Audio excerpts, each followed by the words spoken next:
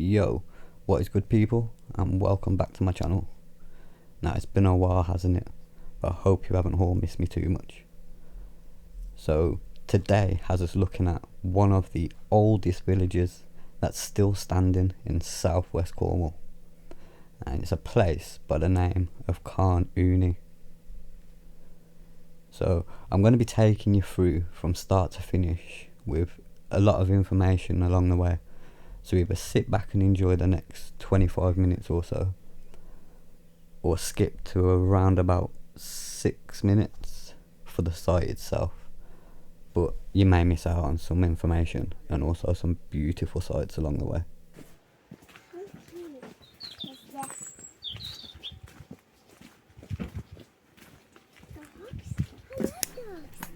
Now taking a look at the older maps and the LiDAR, and as you can see on the older maps there's actually like a mound at the top of this, like at the back of where the village was actually located. I didn't realise this at the time, so next time I'm down there I will be having a look at it again. But yeah, this is why it probably pays to have a look at the maps first before you're doing them after, like I do on the videos. Just remember now, Paige, this was like one of the biggest Cornish villages, and it's in the middle of nowhere.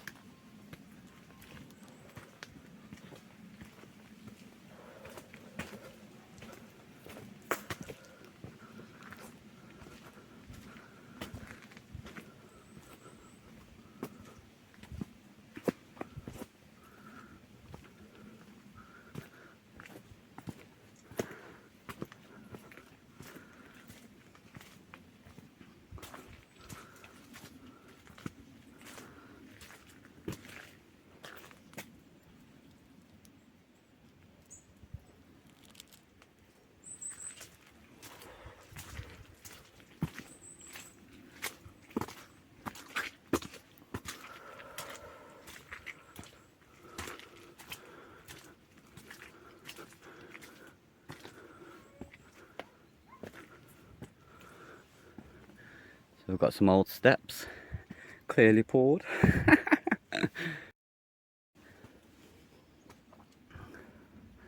There you go, just so you can see that we are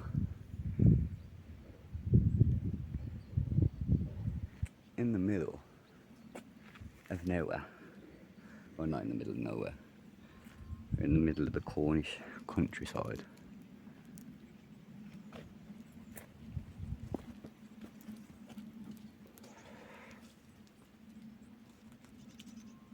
It's on the fence here, Paige.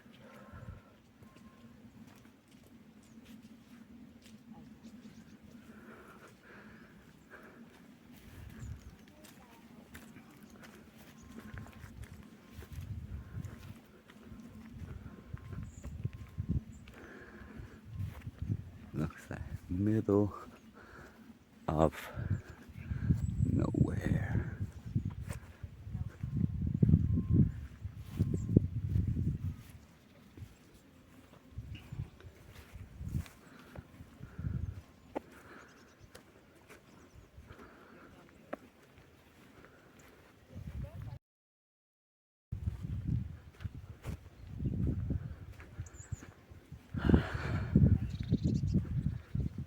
See this place, Carn Euny, I think. Now, I'm not Cornish, so I'm probably butchering the pronunciation of it. But yeah, this place, if you saw the road to it, obviously, well, it's not obvious, but pretty convinced there wouldn't have been driving cars and whatnot back in the day. So yeah, the location of this, it's literally in the middle of nowhere. I might take a video of the road out. So I lied and didn't, but I'll give you a few pictures just so you can see what it sort of looks like. Yeah, so this is where we are. And it's just up here, I'm assuming, from all the rocks and everything sticking out. So this is an ancient village apparently.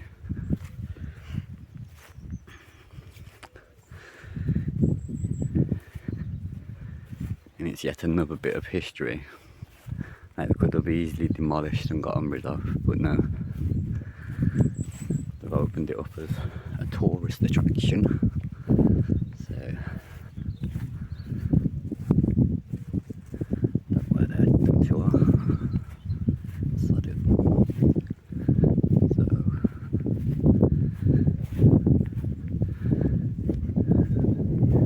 this is the good bits then.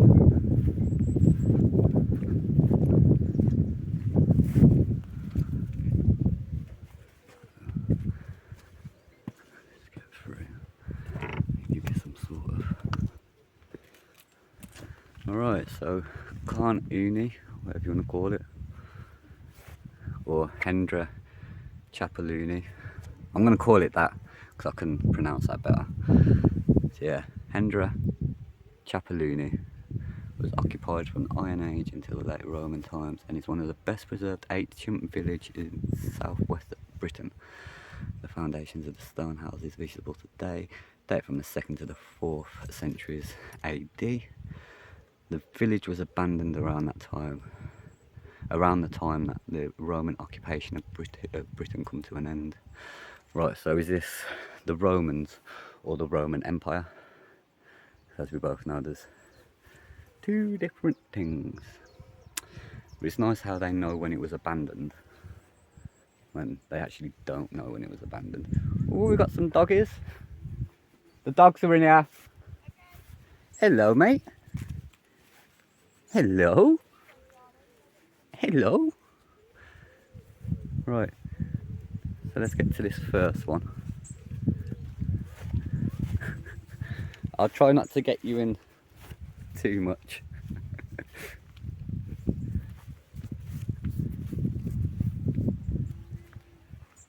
Hello.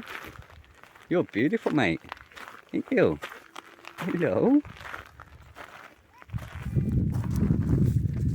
Yeah, this is the first one.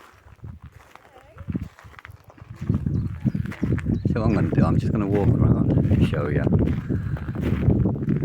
Maybe give my 2 pennies worth at the end.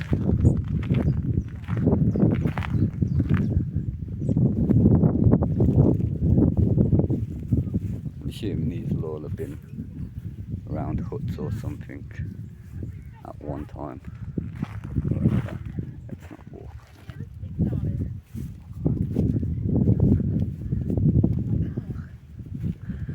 Go to the info boards here. That's what we've got. Iron Age houses. And part of the village was excavated in the 1960s. An exciting discovery was made. Underneath the stone buildings, the archaeologists found traces of a much earlier house dating from the Iron Age. No trace of this earlier house can be seen today, but it stood in the area in front of you. Only part of the circular drainage gully and several post holes survived, suggesting the house was about 7 metres in diameter. The walls were built of turf or wattle and daub, with timber posts supporting a thatch roof. This house, together with traces of post holes and gullies in other parts of the site, suggests that there was a settlement here from the Middle Iron Age. The site was occupied from around 400 BC until the end of the Romano-British period in about AD 400. So in about 1750, long after the village had been abandoned, a small cottage was built in the area to your left. I'm going to go with that one because that's different to the rest, I would say. It was occupied for about 100 years. Some of the interior walls of the courtyard houses were removed at this point to create garden plots. So they're trying to claim that whoever come here afterwards destroyed more of the village.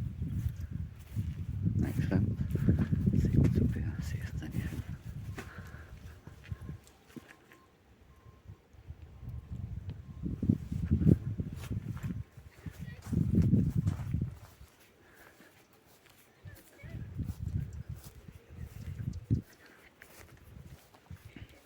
I'm assuming that's the old one.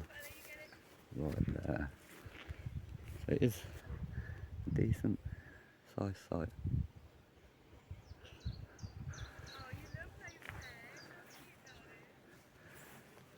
There'll be more here, I'd imagine.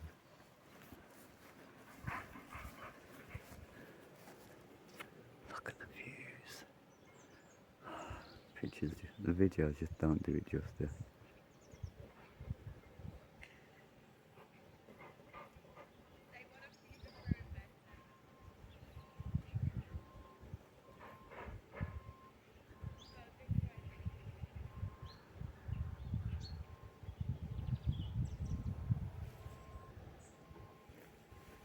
So I'm going to say this was the other one, like the most modern building.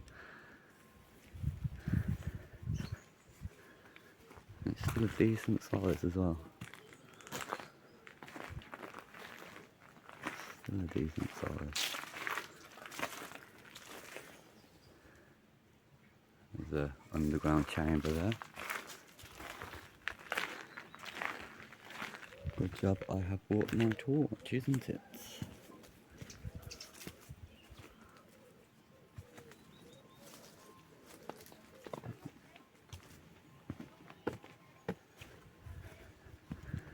Little outhouse or something, is it? This place is awesome, man. Why isn't it more well known, more publicised? This place is actually open 24 hours a day.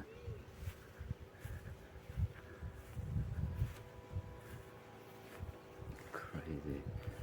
There's chambers everywhere.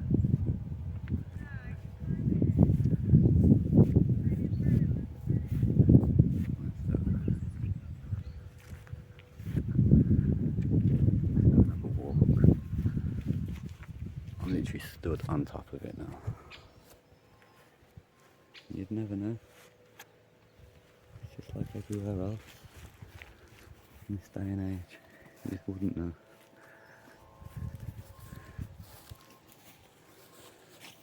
Is that another entrance there? A bit too small for me, mind, so I'm not going to do that one. I'll get up here though.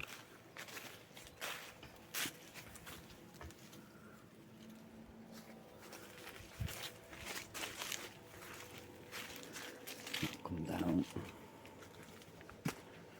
Get my torch out. Come on.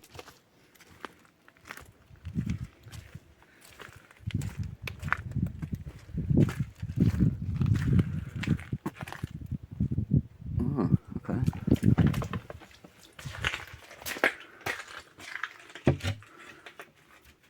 So yeah, there was something there, another entrance way. Oh. Now, for whatever reason, it didn't register at the time, but obviously that was the opposite side to what I'd already shown you outside just before I come in here.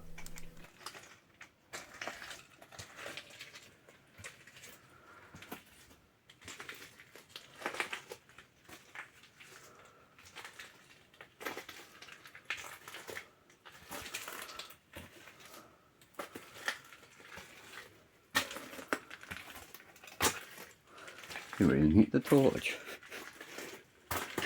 Camera actually picks up everything pretty decent. Let me just spark up.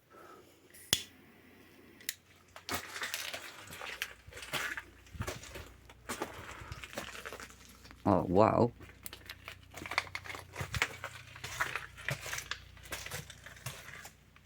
Oh wow.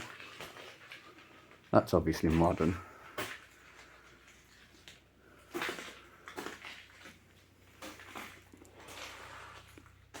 You can see the difference like, between the modern and the... So you can see like the concrete bags. You can even see the bags. So I'm hoping this footage here shows you the difference between the old rocks that was there at the beginning, like the ones at the bottom, and then these that I'm focusing on now, which is more like a concrete type thing. And you can clearly see the bags wrapped around them as well. So yeah, I do think this is a pretty good example to show like how rocks were cut up into pieces, into chunks, which is doable back in the day compared to how we've then come along afterwards and basically filled up a bag with cement or whatever and let it set like that. Hopefully that makes some sort of sense to you all. Mental.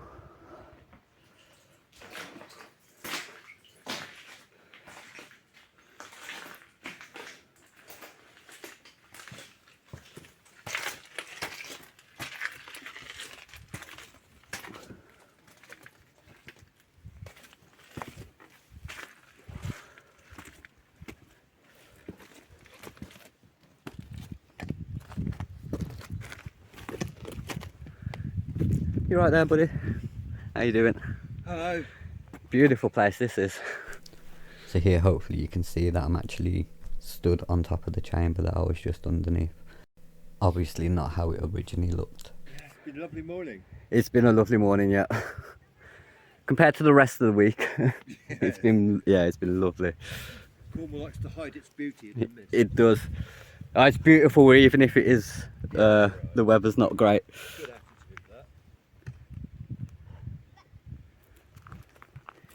I'll play with you in a minute, buddy. Now I just want to point out here, I'm talking to the dogs again and not the old gentleman that I was talking to just. Down here if you want to go inside. See what this sign says.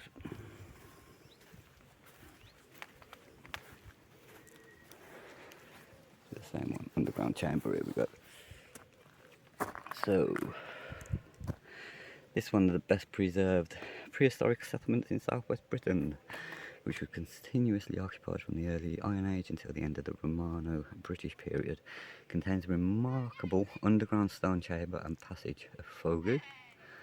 And a fogu is a type of underground structure found only in Cornwall, the name deriving from the Cornish word for cave. This one was first excavated in the 1860s by the Cornish early archaeologist William Copeland Bullace. Some info on the guy here who supposedly excavated this place. Now feel free to pause it and read it for yourselves, or even search for him yourselves. Now I do just want to point out he was also a politician, so he was definitely a trustworthy guy. So it goes on to say that he's excavated about 200 barrows in Cornwall, but he's also been criticised for poor archaeological practice due to only actually recording about a tenth of the barrows. Now make of that what you will.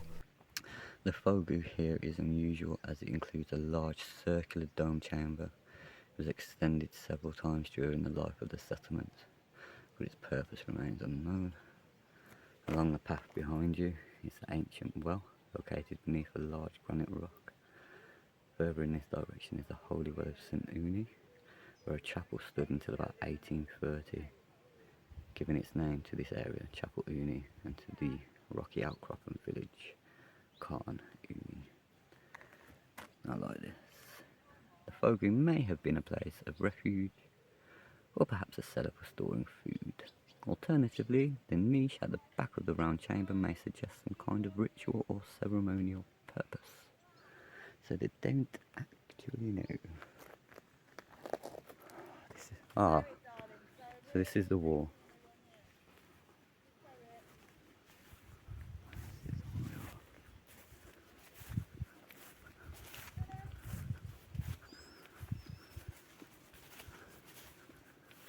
It just goes on and goes on.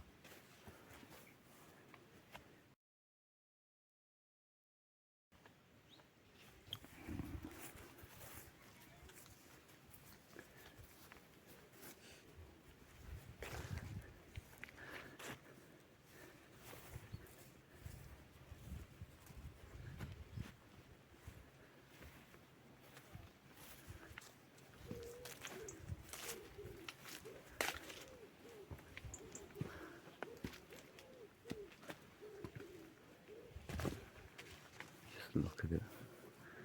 Just look at it. It's beautiful.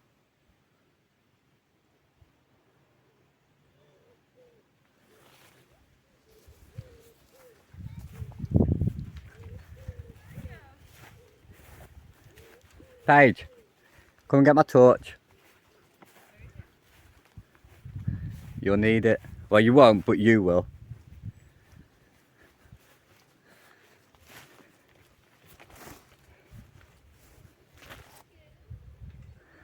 Right, so during the Romano-British period, a small but thriving community lived here. The houses they lived in are known as courtyard houses. A building type unique to the far west of Cornwall.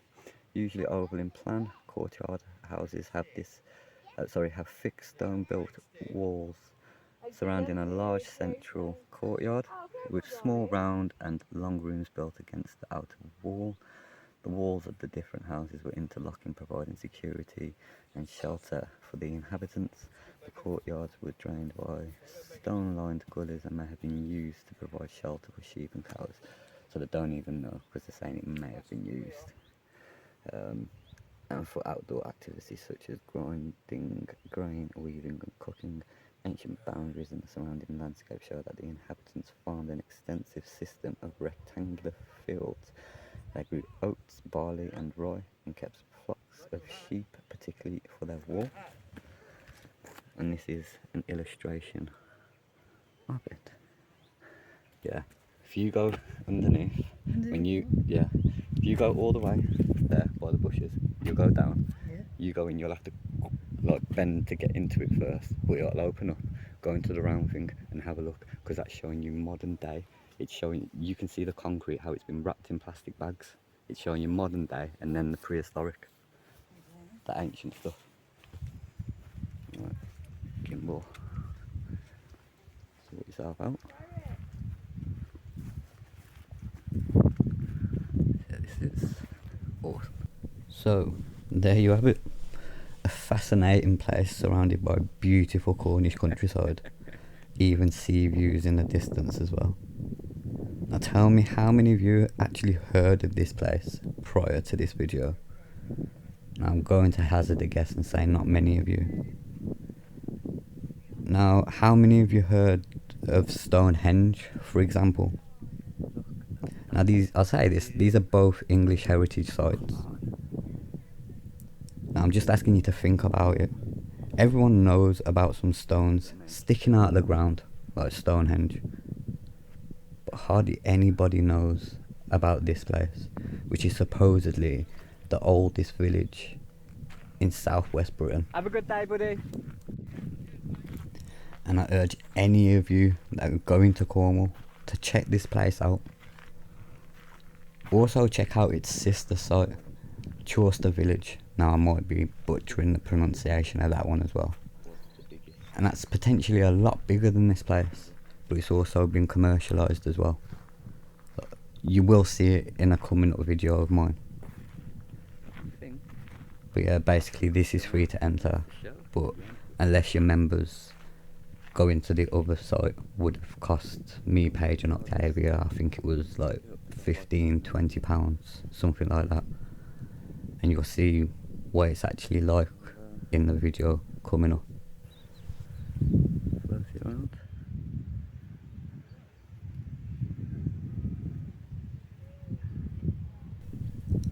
Anyway, I hope you've all enjoyed my first video back in a while. Awesome. And I will be back very soon. As always, I've been Nicky B, and until next time.